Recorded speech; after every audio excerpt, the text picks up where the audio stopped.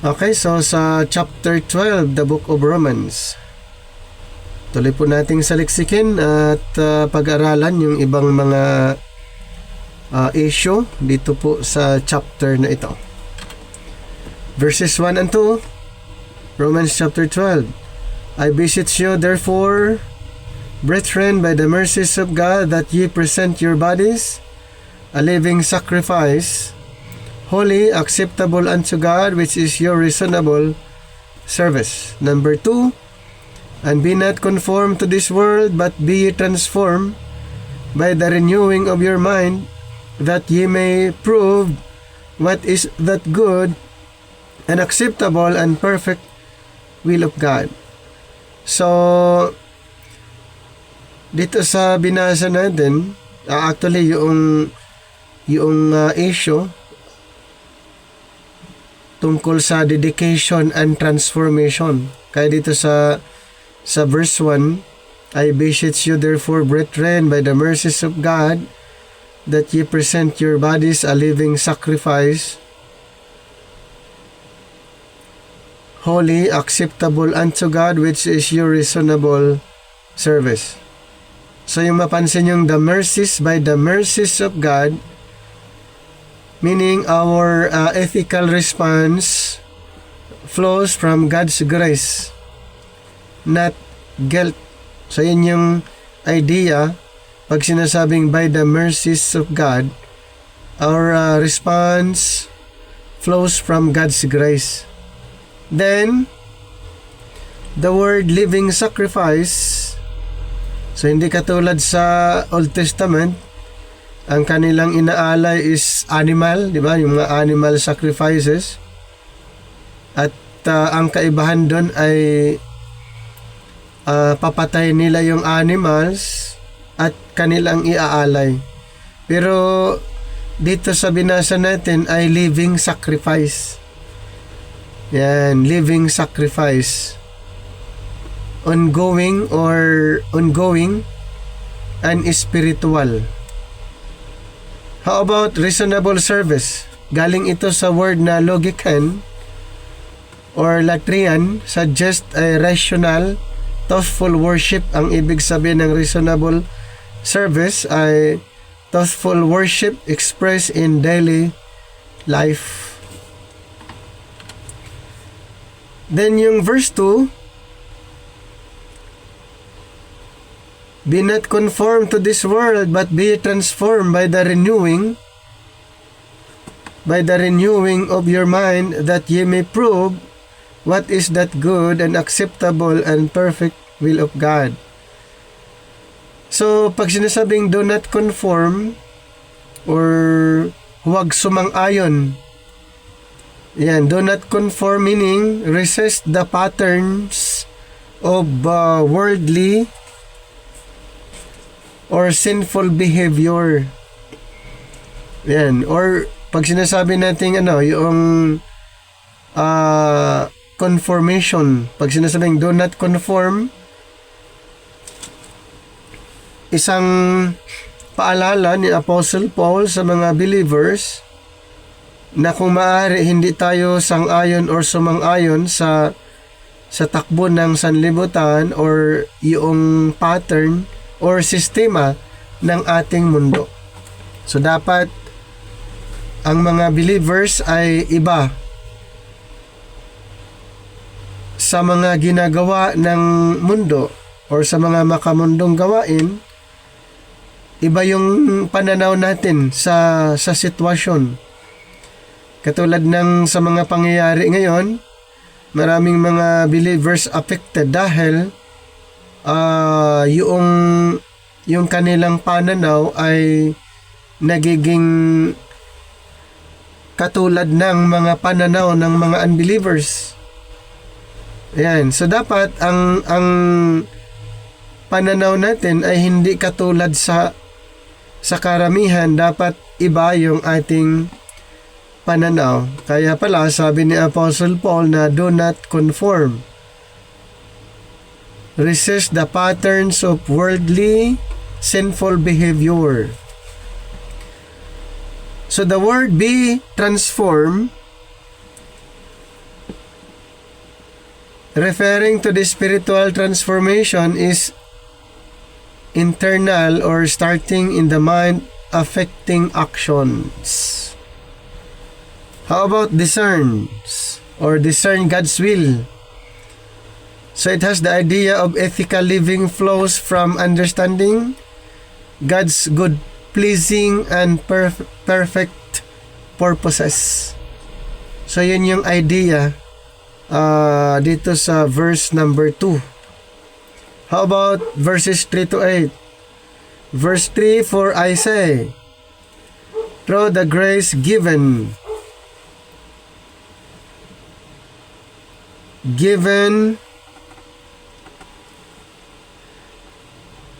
unto me, to every man that is among you, not to think of himself more highly than he ought to think, but to think soberly, according as God hath dealt to every man the measure of faith.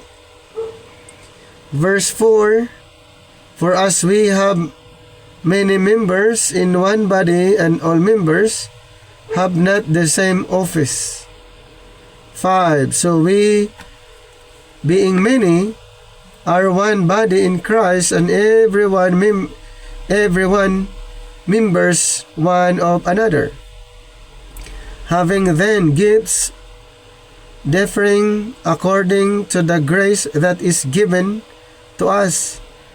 Whether prophecy, let us prophesy according to the proportion of faith.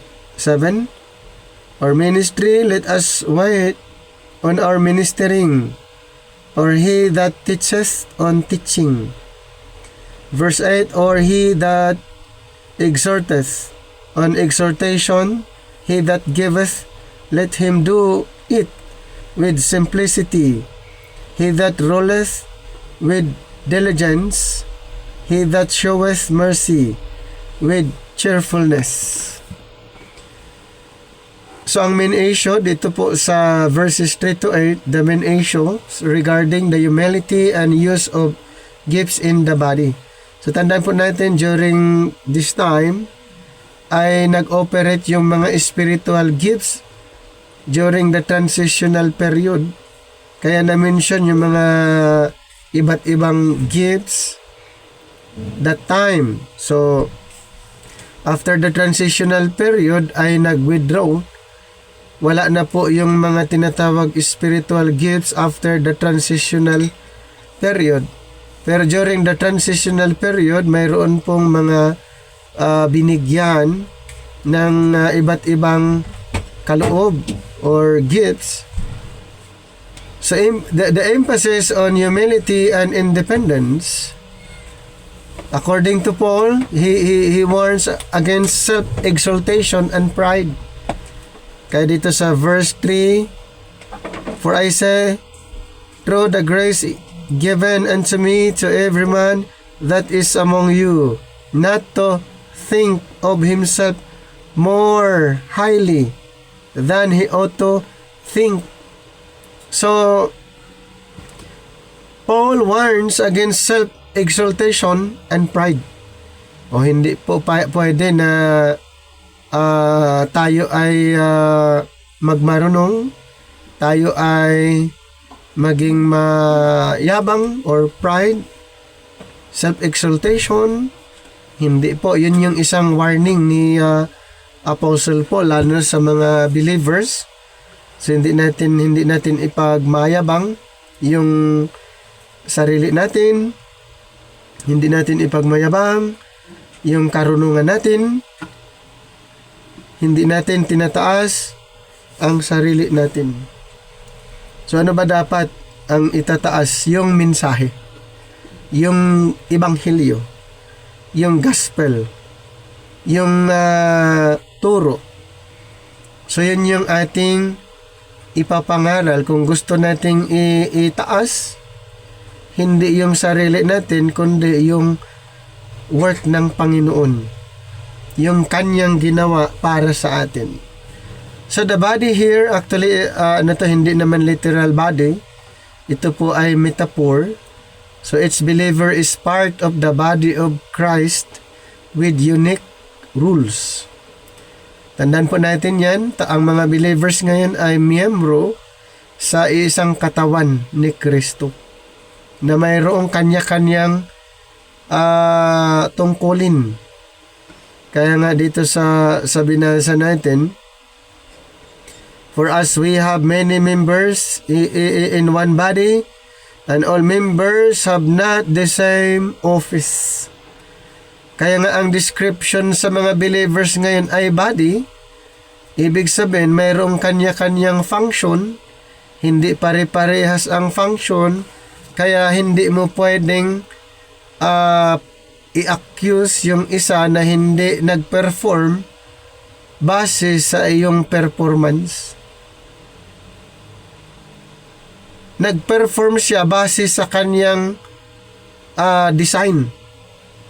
Kaya nga body ang description sa mga believers para maiwasan yung comparison. Para maiwasan yung i-compare mo yung sarili mo sa iba. I-compare yung ministry mo sa iba. Kasi pag ganun po ang mangyari, ang tendency, pwede mo siyang ihatulan, pwede mo siyang i-condemn, pwede mo siyang pag-isipan ng hindi maganda dahil sa kanyang ginagawa.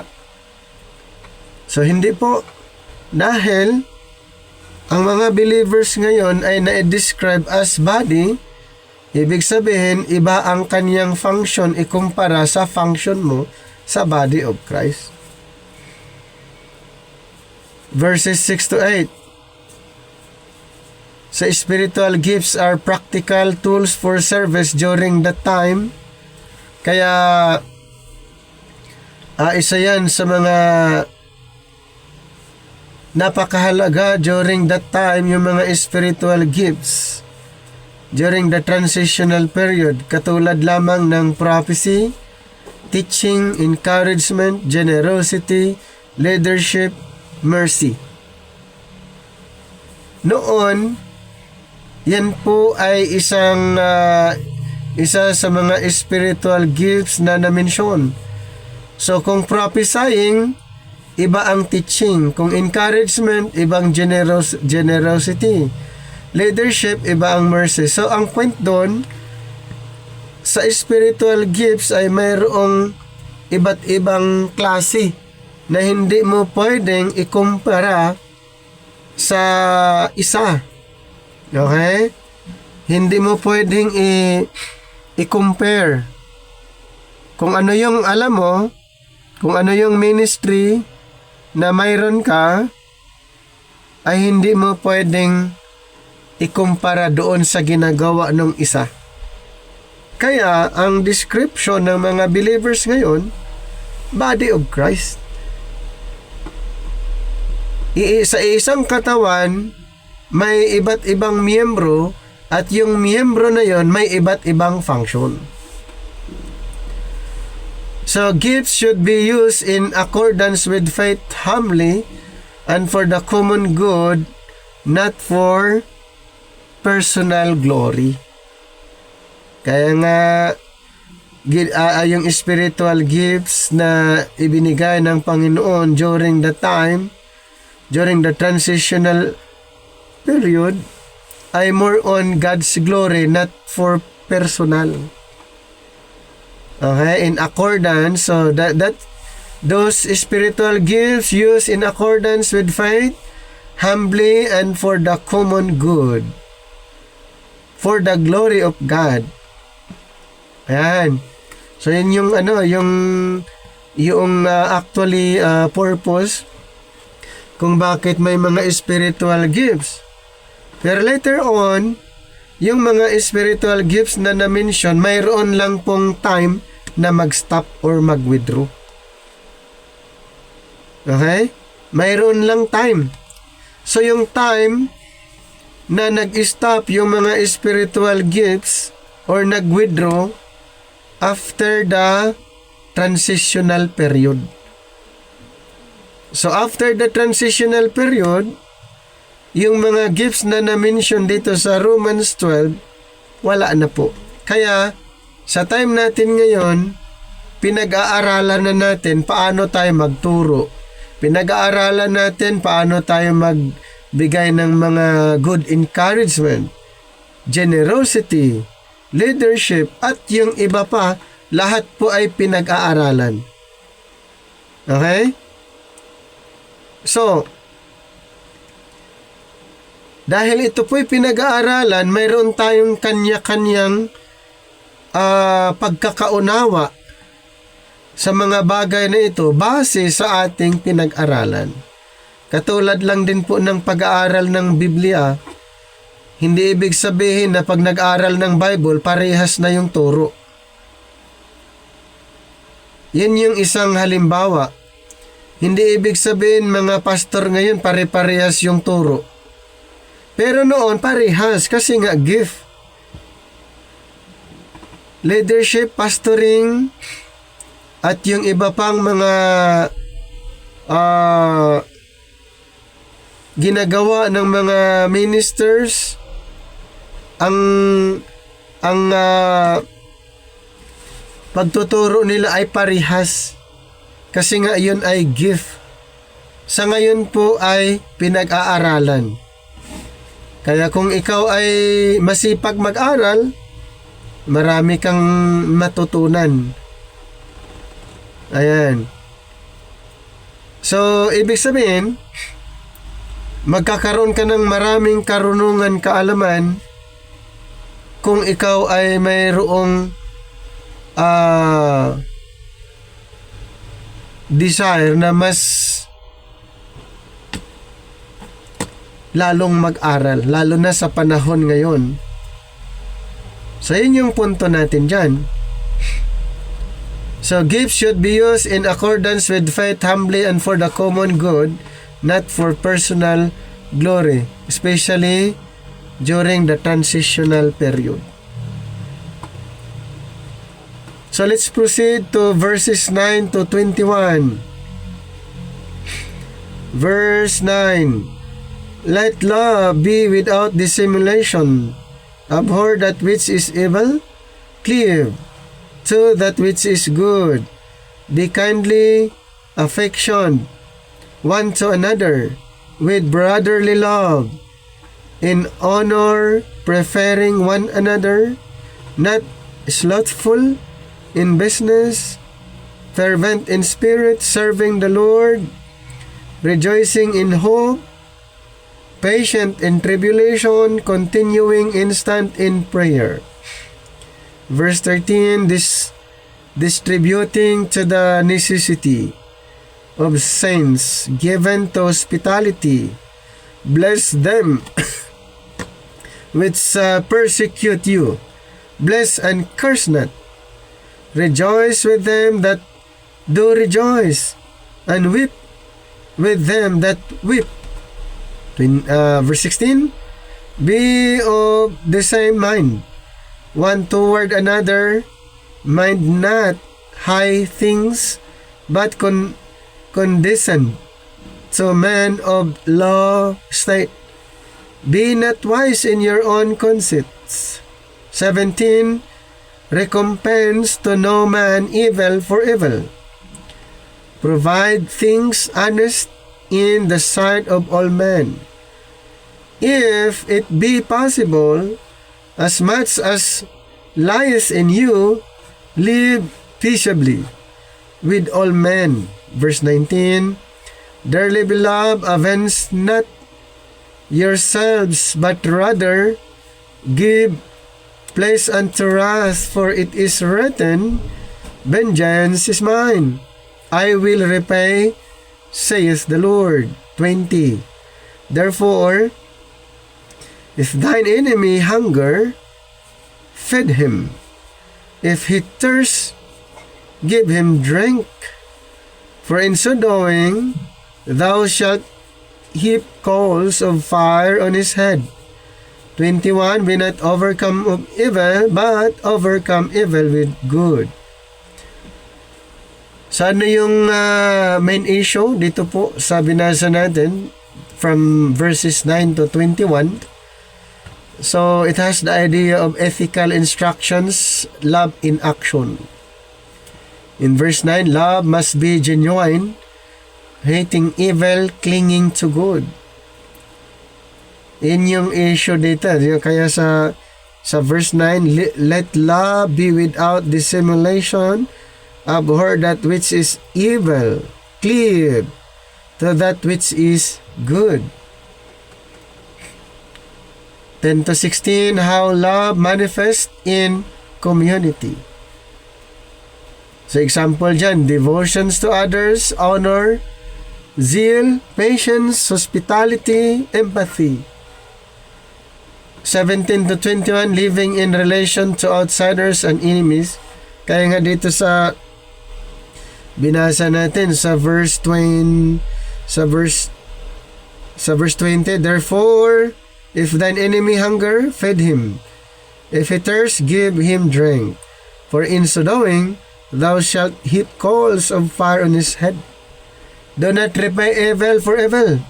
So, wag mong gantihan ng masama yung masama. Overcome evil with good. So, ang verse 21, kung masama ang kanyang ginagawa, ang igaganti mo, kabutihan. Hindi masama. Kaya sabi ng Panginoon, vengeance is mine. Dito sa verse 19, dearly beloved, avenge not yourselves, but rather give place unto wrath, for it is written, vengeance is mine, I will repay, saith the Lord. Trust God's justice rather than seeking personal revenge. So yan yung point doon.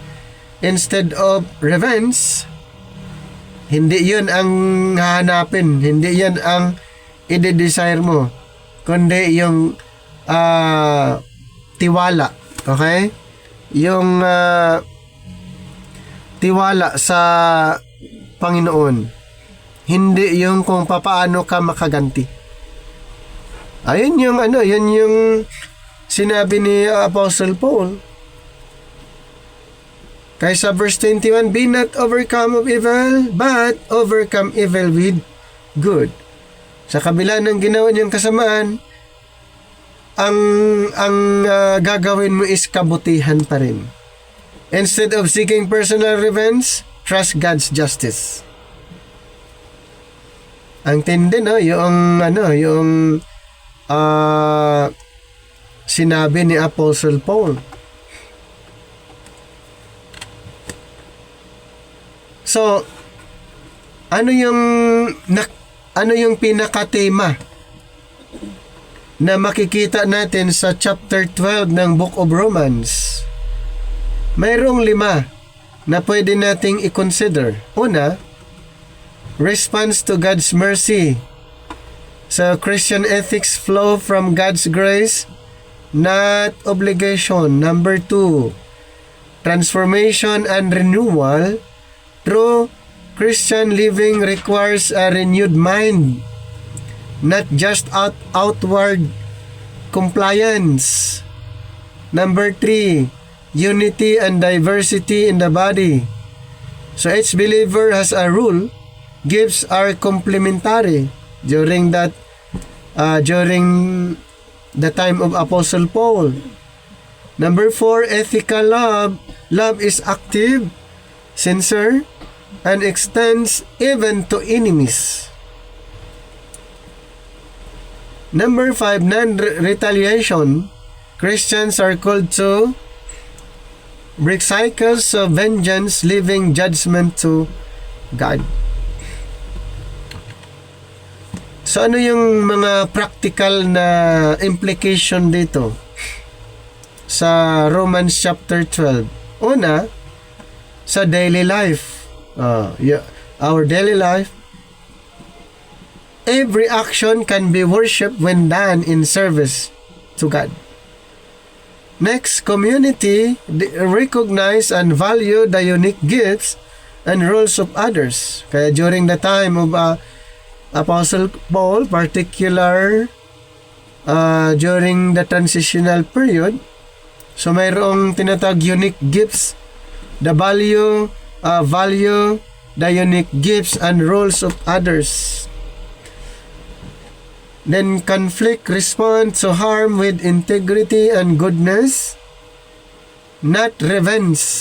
Okay? Not revenge. Then spiritual growth, transformation is ongoing. Ongoing.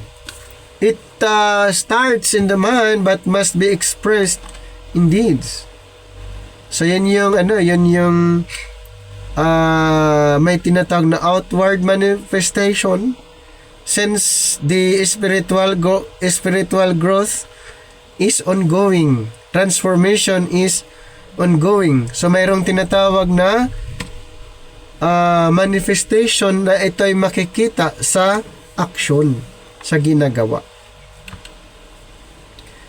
So ganun yung yun yung ang makikita natin na whole issue dito po sa Book of Romans chapter 12 na pwede nating i-consider.